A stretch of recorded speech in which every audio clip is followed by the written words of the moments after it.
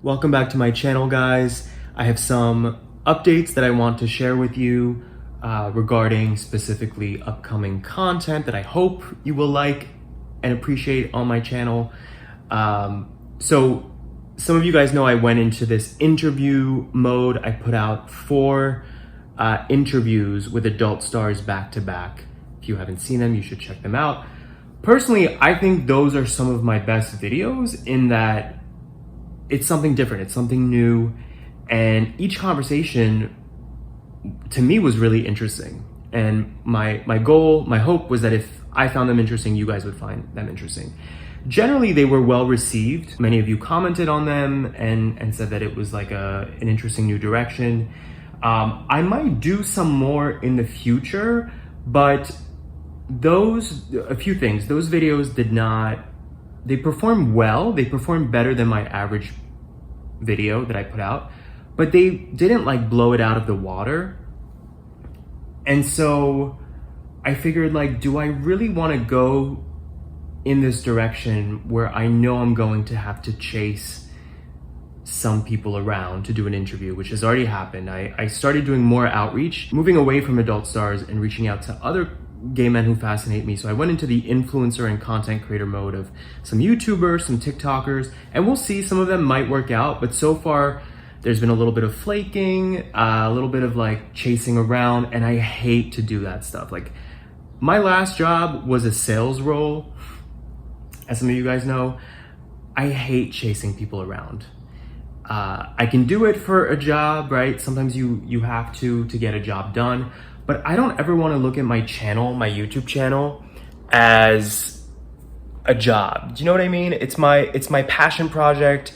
It's a way to interact with people who I otherwise would never get to interact with. And it's fun for me. It's a creative process, like, you know, planning videos, scheduling, releasing them, and then interacting with you guys. Why does my hair look ridiculous? Do you see this? I shampooed this morning. So, you know, right after you shampoo, your hair kind of like, well, because there's conditioner in it. It's more about the conditioner than the shampoo. Anyway, what was I saying? I love that part of my channel. Anything that feels like work with it, though, not so much. And so with those interview videos, I'm proud of those videos. I'm happy that I did them. And again, I might make some more in the future. They take a lot more effort, right? It involves me having to schedule with another person, doing that, timing that interview, recording it, editing a much longer video. So was it worth it? Yes, but it has to be really, really worth it for me to keep doing it. And then I had this epiphany, which is that lately my new videos have been performing pretty well.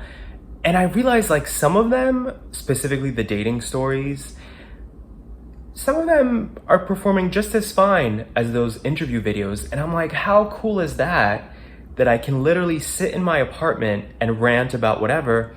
And some of you guys like that just as much as the more effort-based, like what I think is more compelling content, which is those interviews that I did with the adult stars. So that was a pretty cool epiphany that I had, like, oh, I can just be me and tell my stories, you know? And that's really the crux. I can't believe I just used that word, crux. That is the crux of my channel, and that's enough. Like, oh, cool. I felt like, what's her name? Susan Fields? Susan Fields? You know that speech she had where she won some award? I don't know if it was an Academy Award and she was like, you really like me. You really like me. That's how I feel. You like me right now. You like me. And I know that you guys like the travel videos, especially long term. Like, my travel videos are actually like gay travel in Istanbul, Turkey, or gay travel in Lima, Peru, or wherever. Those videos actually perform the best in terms of longevity, like for years to come. Some of them every single day, they accumulate views. So I thought, what if I just get away for the summer? What if I travel selfishly, you know, because it's so hot in Miami. They're saying it's going to be the worst hurricane season. You know, they never really know. It's like the economy, right? They have predictions. They don't always know exactly. But they are saying, weather reports are saying that it's going to be a really rough summer in South Florida, and I guess in the tropical regions, and we're already feeling it. I mean, summer here is always oppressively humid, but it's been raining a lot. Like flooding has been occurring. So selfishly, I've been like, you know what? It would be really nice to just get away for the summer, go to some new cool spots. But some of you guys know I started a new job not that long ago, and normally I would never just travel so soon after starting a new job. Even though I work remotely, I work from home, I'm just, I think it's important to be like really focused for the first few months at least. With traveling, sometimes I've been in hotels and Airbnbs while working remotely where the Wi-Fi wasn't as reliable or whatever. But here's the thing, speaking of Epiphanies, many of you know I got let go from my last role. And that job, I had the same mindset. I started it right at the beginning of summer. And so I thought, there goes any summer travel plans. Like, I want to commit to this job. And that job was a tough role. So then I became even more sort of devoted. Like, I have to be fully focused. I have to succeed. And so I was so devoted as an employee, didn't travel, barely took time off for the almost entire year that I worked there. They let me go. They fired my ass. They let me go. And I felt like such an idiot. I still feel like an idiot that I devoted so much of my time, my energy, my personal life, even like I kind of put it to the side for about a year to really be fully, tunnel vision with this job that ultimately didn't work out anyway. So the lesson for me is like, don't make that same mistake again. You want to leave for the summer? Because summer here is atrocious in terms of the heat. And by the way, the classic Miami thing or South Florida thing, people who can afford to do so here, they always leave for the summer. Like, there are no tourists. Tourists know better. Most tourists know better than to come here during the summer, and a lot of locals leave. So summers in South Florida are an interesting thing because it's actually kind of nice to not have the tourists around.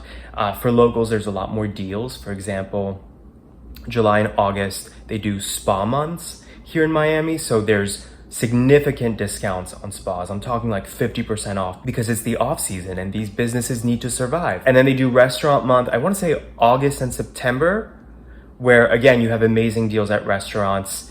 It'll be like, you pay $40 and you get a choice of an appetizer, a drink, meaning an alcoholic beverage, a meal, dessert, and it's all that for like $40.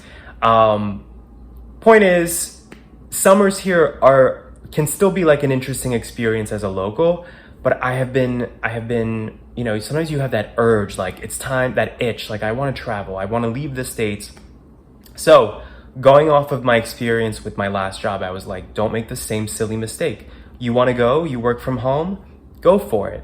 And interestingly, this new job so far is the most laid back company culture I've ever experienced. And it's just so funny to me because, I just started, so it's a little early to be assuming this, but out of every job I've ever had, it seems to be the only one where there's zero micromanagement so far. And I think I've normalized micromanagement and like sometimes having to, work on weekends, or like your boss sends you a message late at night and you have to, when I say late at night, I mean like past business hours, and it's like you have to address it in the moment. I've just gotten used to that kind of lifestyle and work-life balance or lack thereof. So far it's really refreshing that I'm like, oh, this is how it's supposed to be, that like you do your work, and as long as you do it, they respect you and they let you do whatever you want. They don't care if you're traveling. And so point is, all of these signs seem to be pointing to the same direction of go travel and then make content out of it. So the plan is, here's the plan, ready? The plan is escaping to Europe for the summer. I will be in France. I will be in Paris first. Then I'm gonna go for a quick weekend to Amsterdam, which I've never been to, by the way. So that'll be cool. That'll be a new experience. And I've heard great things. And then I'm gonna go back to France, to Nice, which is in the south of France. Then after that, I'm going to keep making my way down to Spain. So Barcelona and then Madrid. Obviously, I'll be keeping you guys posted on my experiences there in terms of gay travel. I know, again, a lot of you guys like those videos, so I'm really curious what that's going to be like and how those videos evolve. And then if I'm feeling adventurous, I might keep traveling, but you know, at a certain point, you want to be home where where everything is in your apartment, and also not to mention there's a financial element here, right? Staying in hotels and Airbnbs and flights and stuff, all of that adds up. But the cool thing about Europe is everything is so close together that for the most part, I'm going to be taking trains from one city to the next. So I'm excited to get out of Miami for the summer, travel to some new places. I actually posted a poll the other day on my channel. At the time that I'm making this video, there's already about 100 votes on that poll, if you haven't seen it yet. And basically I asked, out of those cities that I mentioned where I'm going, where are you most curious to see a gay travel video from? And most of you guys who voted agreed on Barcelona, Spain, and I think the second highest option was Amsterdam. So I'm excited to go to these places and tell you guys about my experience there, and hear your thoughts as well if you've been there. So stay tuned for those videos. I hope you guys have an amazing summer, and see you next time.